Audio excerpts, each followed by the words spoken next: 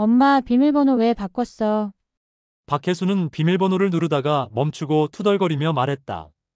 강아지 두 마리를 데리고 갑작스럽게 찾아온 딸의 태도에 박순자 씨는 잠시 손을 멈췄다. 어느덧 나이 60대 중반에 들어선 순자 씨의 마음에는 찬바람이 스쳐갔다. 딸의 말투에는 당연히 비밀번호를 알아야 한다는 듯한 뻔뻔함과 함께 짜증 섞인 기운이 느껴졌다. 순자 씨는 천천히 문을 열며 차분히 말했다. 혜수야, 내 집 비밀번호도 내가 모르잖니. 이 집도 이제는 내 집이고 나도 내 사생활이 필요하단다. 혜수는 얼굴을 굳히며 말했다. 사생활? 엄마가 사생활이 뭐가 필요해? 나랑 강아지 들어가는 게 그렇게 싫어? 혜수는 강아지 목줄을 잡으며 짜증 섞인 목소리로 말했다. 박순자 씨는 딸의 태도에 한숨을 내쉬며 말했다. 혜수야, 엄마도 사람이다. 내가 이렇게 예고 없이 강아지 데리고 오면 나도 준비가 안 되잖니. 그리고 이건 내 집이 아니야. 여기는 엄마 집이야. 뭐? 내 집 아니라고? 여기 내가 자라온 집이잖아. 엄마도 내가 올 거 알았으면 좋아했을 거 아니야. 강아지도 잠깐 맡아달라는 건데 그게 그렇게 어려워? 혜수는 대꾸하며 문을 열고 강아지들을 집 안으로 들였다. 순자 씨는 잠시 말을 멈추고 강아지들이 바닥에 털을 날리는 모습을 보며 다시 천천히 말했다. 내가 결혼해서 나간 순간부터 여기는 내 집이 아니라 내 집이란다. 내 집은 내가 살고 있는 그 집이야. 여기를 내 마음대로 드나들면서 강아지를 맡겨달라는 요구는 너무 당연하게 하는 것 같구나. 엄마, 내가 강아지 맡기면 어때서? 어차피 혼자 사는데 나 도와주는 게 그렇게 힘들어? 엄마 진짜 너무해. 혜수는 강아지들이 거실로 뛰어다니는 모습을 흘끗 보며 퉁명스럽게 말했다. 순자 씨는 차분히 말했다. 너는 내 집에 나를 들이면서 뭘 맡기고 부탁하는 걸 그렇게 쉽게 받아들일 수 있겠니? 내가 나를 존중하지 않으면 나도 내 부탁을 계속 들어줄 수는 없단다. 혜수는 고개를 획 돌리며 문 앞에 서서 말했다. 알겠어. 그냥 됐어. 나가면 되잖아. 강아지들의 목줄을 잡아채며 문을 열고 나가려는 딸의 모습에 박순자 씨는 깊은 한숨을 내쉬었다. 딸이 문을 닫고 나가는 소리가 울려 퍼지자 순자 씨는 혼자 남은 집안을 바라보았다. 이 집은 자신이 평생 고생하며 마련한 공간이었다. 딸이 아무렇지 않게 자신의 권리를 주장하며 행동하는 모습이 씁쓸하게 다가왔다. 이래서 비밀번호를 바꾼 건데. 참. 순자 씨는 조용히 중얼거리며 자리에 앉았다. 딸과의 갈등이 점점 깊어지는 이 상황, 그 배경에 숨겨진 사연은 무엇일까? 순자 씨는 잠시 딸의 말투를 되새기며 자리에 앉았다. 그녀의 머릿속에는 딸의 모습이 떠올랐다. 어릴 때는 그렇게 사랑스럽던 딸이 어쩌다 이렇게 버릇없고 자기중심적인 태도를 가지게 되었을까? 한숨을 내쉬며 그녀는 생각했다. 내가 너무 많이 해준 걸까? 아니면 너무 적게 알려준 걸까? 혜수가 강아지들과 함께 문을 닫고 나가던 순간의 소리가 머릿속을 맴돌았다. 어쩌면 그 순간은 단순한 갈등 이상의 무언가를 의미했을지도 모른다. 딸과 어머니 사이의 간극은 비밀번호 하나로 나타났지만 그 뒤에는 세월과 역할의 변화가 있었다. 자식이 떠나가면 홀로 남는 건 부모인데. 이렇게까지 서로 부딪혀야 하는 걸까? 순자 씨는 고요한 집안을 둘러보며 혼잣말을 했다. 그녀의 손은 여전히 떨리고 있었고 마음은 복잡했다. 그렇지만 이대로 넘어갈 수는 없었다. 딸의 무례한 행동은 단순한 아이의 버릇없는 태도가 아니었다. 순자 씨는 딸과의 대화를 떠올리며 마음 한구석에 묻어두었던 결심을 조금씩 다잡기 시작했다. 내 집에서조차 마음 편히 지내지 못한다면 내가 더 이상 물러날 곳은 없겠지. 순자 씨는 이 갈등이 단순히 비밀번호를 둘러싼 싸움이 아니라는 것을 깨달았다. 부모로서 그리고 한 사람으로서 그녀가 딸에게 해야 할 말이 분명히 있었다.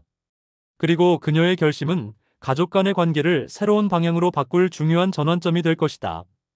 박순자 씨는 자식들에게 비밀번호를 알려준 이후로 집안의 변화가 심상치 않다는 걸 느끼기 시작했습니다. 평소 깔끔하던 냉장고 안에서 아끼던 음식이 흔적도 없이 사라지고 거실에 있던 예쁜 화분 하나가 어느 날 갑자기 자취를 감추었습니다. 처음에는 무심코 지나쳤지만 사라지는 물건들이 점점 늘어나자 그녀의 의심은 깊어졌습니다. 엄마, 이 화분 좀 가져갈게. 우리 집에 두면 너무 예쁠 것 같아서. 딸 박혜수가 아무렇지 않게 말하며 화분을 챙기던 날, 순자 씨는 순간적으로 멍해졌습니다. 그 화분은 고생 끝에 직접 키운 식물로 순자 씨가 가장 아끼는 물건 중 하나였습니다. 혜수야, 그 화분은 엄마가 특별히 애정을 쏟은 거란다. 다른 거 가져가면 안 되겠니? 엄마 화분 많잖아. 이거 하나 없다고 뭐가 달라지겠어? 나중에 또 사면 되지. 혜수는 아무렇지 않게 화분을 들고 나갔습니다. 순자 씨는 아무 말도 하지 못했습니다. 딸이 자신을 존중하지 않는 태도가 속상했지만 그것보다 더 큰 문제는 그 다음날 벌어졌습니다. 아들 이도현이 집에 들러 어머니와 잠시 이야기를 나누던 중 뜬금없이 말했다. 엄마 혹시 상속 계획 같은 거 생각해 본 적 있어요? 요즘은 미리 정리해 두는 게 낫다던데요. 상속? 그건 아직 먼 이야기 아니니? 엄마는 그냥 이 집에서 조용히 살다가 나중에 생각할게. 순자 씨는 당황한 기색을 감추며 말했다. 엄마 요즘 세상은 달라요. 미리미리 준비하는 게 자식들한테도 편해요. 그리고 뭐랄까 우리도 알아야 계획을 세울 수 있잖아요. 도연의 태도는 단순히 어머니의 노후를 걱정하는 것처럼 보였지만 그 속내가 불편하게 느껴졌습니다. 순자 씨는 아들의 말을 곱씹으며 속으로 생각했습니다. 내 재산이 아니라 자식들의 계획을 위한 도구로 여겨지는 건가? 그날 이후 순자 씨의 집은 점점 더 자식들에게 침범당하는 공간이 되어갔습니다. 혜수는 종종 집에 들러 자신의 물건처럼 냉장고를 열고 음식을 가져가거나 엄마 집에 이거 있던데 좀 써도 되지. 라며 아무렇지 않게 물건들을 챙겨갔습니다. 도연도 마찬가지였습니다. 그는 집안 곳곳을 살피는 듯한 눈빛으로 다니며 어머니와의 대화를 조금씩 돌려가며 재산 이야기를 꺼내곤 했습니다. 순자 씨는 더 이상 이 상황을 참을 수 없었습니다. 딸과 아들이 그녀의 집을 자신의 것처럼 여기는 데 대한 분노가 커졌습니다. 그날 밤 순자 씨는 혼잣말을 하듯 중얼거렸습니다. 내가 이렇게까지 당해야 하는 건가? 내가 이 집의 주인인데 왜 나를 객식구처럼 느끼게 만드는 거야? 다음 날 순자 씨는 아파트 관리사무소에 전화를 걸어 비밀번호를 변경했습니다. 비밀번호를 다시 설정해 주세요. 그리고 앞으로 이 비밀번호는 저만 알겠습니다. 관리 직원이 의아한 듯 물었습니다. 가족들에게도 안 알려주실 건가요? 예. 저희 가족이 저를 조금 더 존중할 수 있도록요. 순자 씨의 목소리에는 단호함이 담겨 있었습니다. 새로운 비밀번호가 설정된 후 자식들의 태도는 달라지기 시작했습니다. 혜수는 전처럼 불쑥 집에 들르지 못하자 전화로 물었습니다. 엄마 비밀번호 왜 바꿨어? 내가 들어가야 하는데 불편하잖아. 순자 씨는 단호히 대답했습니다. 혜수야, 내가 언제부터 내 허락을 받고 집에 들어왔니? 이제부터는 나도 내 사생활이 필요해. 너도 내 집을 지키듯 나도 내 집을 지킬 거야. 도연도 비슷한 반응을 보였습니다. 엄마 왜 이렇게 갑자기 거리를 두세요? 저희가 뭘 잘못했나요? 내가 한 말과 행동들, 내가 정말 몰랐다면 더 큰 문제다. 내 집이 더 이상 내 집 같지 않게 만드는 건 너희야. 나도 내가 편히 쉴 공간은 있어야 하지 않겠니? 비밀번호 변경은 순자 씨가 처음으로 자신의 권리를 주장한 행동이었습니다. 그녀는 비로소 깨달았습니다. 자식들을 사랑하는 것과 그들에게 모든 걸 내주는 것은 다른 문제라는 사실을. 이건 단순히 비밀번호를 바꾸는 게 아니야. 내 삶을 지키는 시작인 거야. 순자 씨는 작은 승리감을 느끼며 집안을 둘러보았습니다. 순자 씨의 이야기는 단순한 비밀번호 변경의 문제가 아니었습니다. 그녀는 비밀번호 하나로 자신을 되찾는 길을 열었습니다. 그녀의 결단은 자식들이 자신의 행동을 돌아보게 만드는 계기가 되었고, 동시에 순자 씨에게는 자신의 삶을 지키기 위한 작은 승리였습니다. 그녀는 집안 곳곳에 스며든 자식들의 흔적을 다시 바라보며 생각했습니다. 이제는 내 집이 내 집 같아졌어. 더 늦기 전에 이렇게 하지 않았다면 나는 내 삶을 잃어버릴 뻔했어. 이제 그녀는 비밀번호를 바꾸고 단호한 태도로 자식들과 새로운 경계를 세웠습니다. 그녀의 집은 다시 그녀만의 안식처가 되었고, 그녀의 마음은 조금씩 평온을 되찾아갔습니다. 이제는 나를 위한 삶을 살아야 할 때야. 순자 씨는 결심했습니다. 순자 씨의 이야기는 단순한 비밀번호 변경의 문제가 아니었습니다. 그녀는 비밀번호 하나로 자신을 되찾는 길을 열었습니다. 그녀의 결단은 자식들이 자신의 행동을 돌아보게 만드는 계기가 되었고, 동시에 순자 씨에게는 자신의 삶을 지키기 위한 작은 승리였습니다. 그녀는 집안 곳곳에 스며든 자식들의 흔적을 다시 바라보며 생각했습니다. 이제는 내 집이 내 집 같아졌어. 더 늦기 전에 이렇게 하지 않았다면 나는 내 삶을 잃어버릴 뻔했어. 이제 그녀는 비밀번호를 바꾸고 단호한 태도로 자식들과 새로운 경계를 세웠습니다. 그녀의 집은 다시 그녀만의 안식처가 되었고 그녀의 마음은 조금씩 평온을 되찾아갔습니다. 이제는 나를 위한 삶을 살아야 할 때야. 순자 씨는 결심했습니다. 박순자 씨가 비밀번호를 바꾼 이후 자식들의 반응은 예상보다 더 극적이었습니다. 그날도 순자 씨는 평소처럼 집안일을 마치고 차를 마시며 여유를 즐기고 있었습니다. 갑자기 전화가 울렸습니다. 화면에는 아들 도연의 이름이 떠 있었습니다. 엄마 비 오는 거 보셨죠? 나 지금 가져올 물건이 있어서 남는 시간에 집에 들리고 싶은데 비밀번호 좀 알려줘요. 도연의 목소리에는 다급함이 묻어났습니다. 그러나 순자 씨는 여유롭게 답했습니다. 비 오는 거 힘들면 집에 들어가지 말고 다른 데가 있어. 비밀번호는 알려줄 수 없으니까.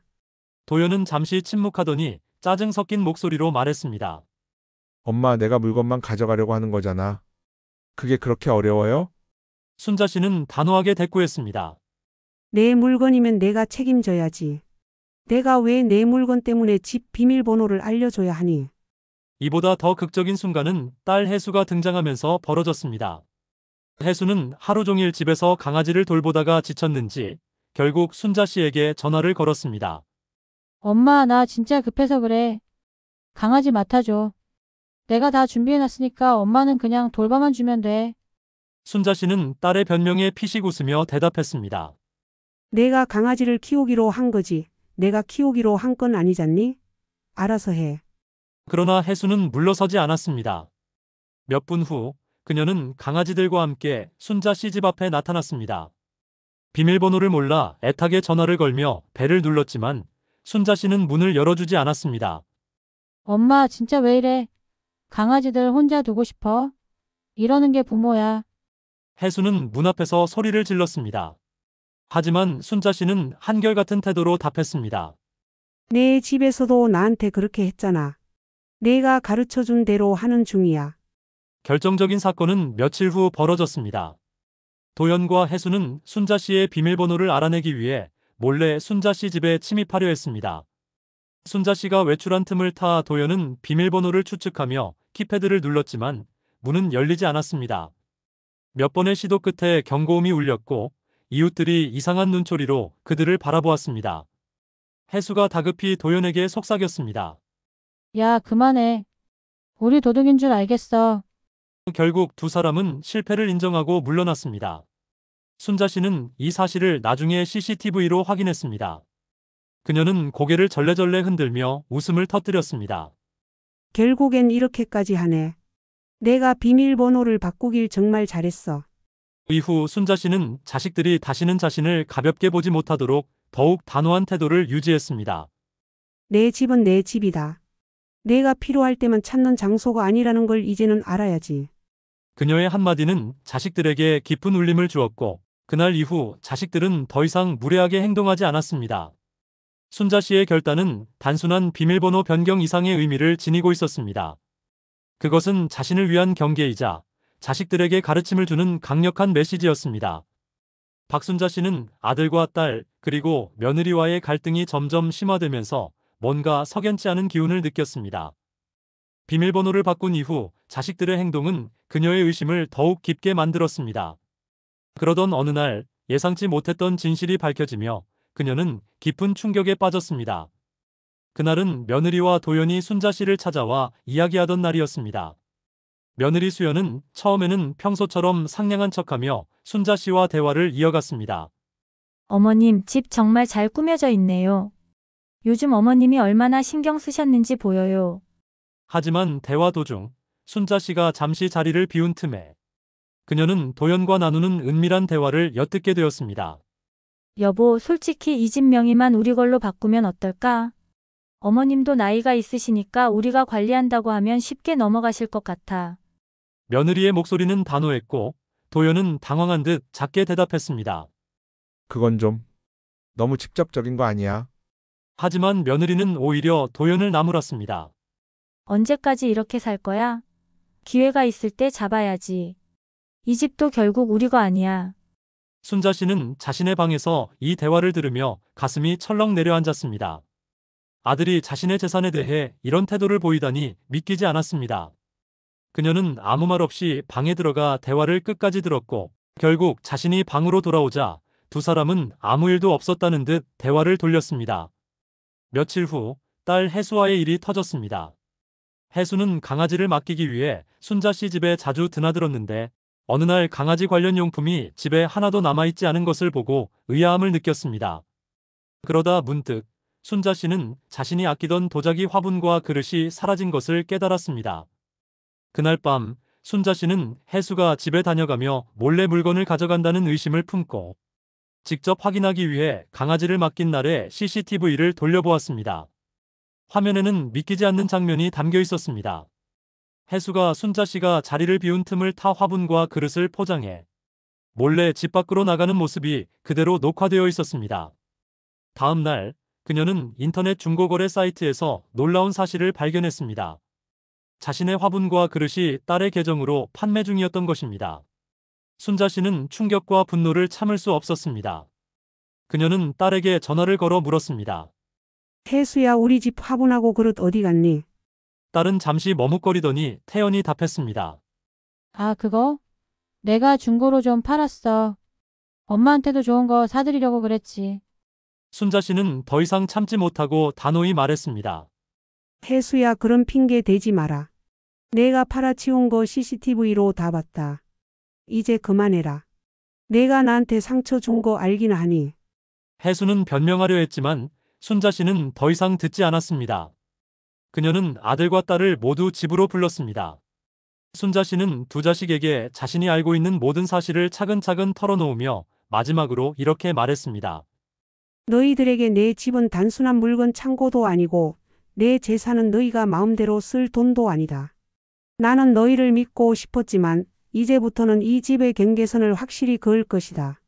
그녀는 비밀번호를 절대로 알려주지 않겠다고 선언하며 자식들에게 신뢰를 회복할 기회를 주었습니다. 너희가 진정으로 나를 사랑한다면 행동으로 보여줘라. 그렇지 않으면 나는 내 삶을 지키기 위해 더 단호해질 것이다. 순자 씨의 결단은 가족 간의 갈등을 잠재우는 동시에 그녀 자신의 삶을 지키기 위한 강력한 선언이었습니다. 하지만 자식들은 이 선언에 대해 어떻게 반응할지 그것은 또 다른 이야기의 시작이었습니다. 박순자 씨의 단호한 결단 이후 가족 간의 긴장감은 한동안 가라앉지 않았습니다. 하지만 시간이 지나면서 자식들은 부모와의 관계를 다시 생각하게 되었습니다. 어머니의 뜻밖의 단호함은 처음엔 불쾌하게 느껴졌지만 곧 그것이 부모의 진정성을 반영한 행동이라는 것을 깨닫게 되었습니다. 혜수는 처음에는 화가 나 어머니와 연락을 끊기도 했습니다. 하지만 시간이 지나면서 자신의 행동이 얼마나 경솔했는지 반성하기 시작했습니다. 중고거래 사이트에 올렸던 물건을 되찾아 다시 어머니에게 돌려드리려 했지만 이미 판매된 물건들은 되돌릴 수 없었습니다. 혜수는 어머니에게 정중히 사과하며 말했습니다.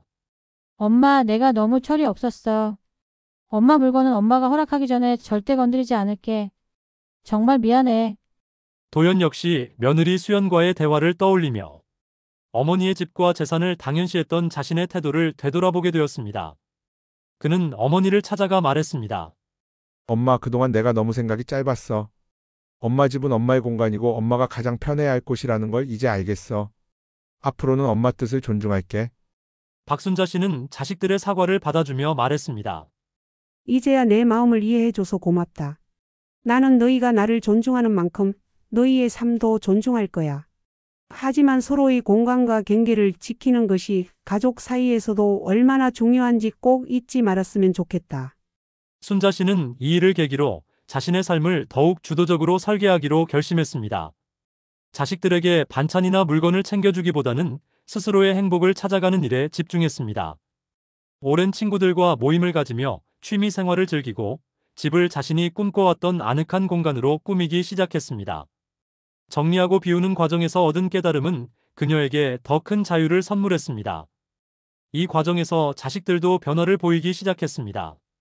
혜수는 강아지를 맡기기 위해 어머니 집을 찾는 대신 전문적인 돌봄 서비스를 알아보았고, 도연은 며느리와 함께 독립적인 생활의 가치를 새롭게 배웠습니다. 비밀번호를 모르는 상황이 불편할 법도 했지만 그들은 점차 어머니의 결정을 이해하고 수용하게 되었습니다. 가장 극적인 변화는 가족 모임에서 나타났습니다. 이전에는 박순자 씨의 집이 항상 모임 장소였지만 이번에는 도연과 혜수가 번갈아가며 모임을 주최하기 시작했습니다. 자신들의 집에 어머니를 초대하며 정성껏 준비한 음식과 깔끔하게 정리된 집안을 보여주었습니다. 박순자 씨는 이를 보며 미소 지었습니다. 이제야 우리 가족이 서로를 진정으로 배려하는 법을 배운 것 같구나. 마지막으로 박순자 씨는 자식들과의 저녁 식사 자리에서 유쾌하게 말했습니다. 우리 집 비밀번호? 이제 내가 가장 신뢰하는 사람만 안다. 자식들은 어머니의 농담에 웃으며 답했습니다. 그럼 그 사람이 누구예요, 엄마? 박순자 씨는 장난스럽게 대답했습니다. 나 자신이지. 내가 나를 가장 믿어야 하니까. 가족은 결국 서로의 경계를 지키며 신뢰를 다시 쌓아갔습니다. 부모와 자식 간의 관계는 한층 더 성숙해졌고, 박순자 씨는 자신의 삶을 존중하며 사는 모습을 통해 자식들에게도 독립의 가치를 심어주었습니다. 이 과정은 쉽지 않았지만 가족 모두에게 깊은 깨달음을 남겼습니다. 가족이라도 넘지 말아야 할 선이 있다. 이제 박순자 씨는 자신만의 행복을 찾아가는 동시에 자식들과의 건강한 관계를 이어가고 있습니다. 자식들 역시 어머니의 결단을 통해 얻은 교훈을 가슴에 새기며 각자의 삶을 살아갑니다. 결국 이 이야기는 가족이라는 이름으로 얽힌 관계 속에서도 각자의 경계를 존중하고 서로의 신뢰를 바탕으로 건강한 유대를 이어가는 것이 얼마나 중요한지를 일깨워주는 이야기였습니다. 오늘의 이야기가 공감되신다면 댓글을 남겨주세요.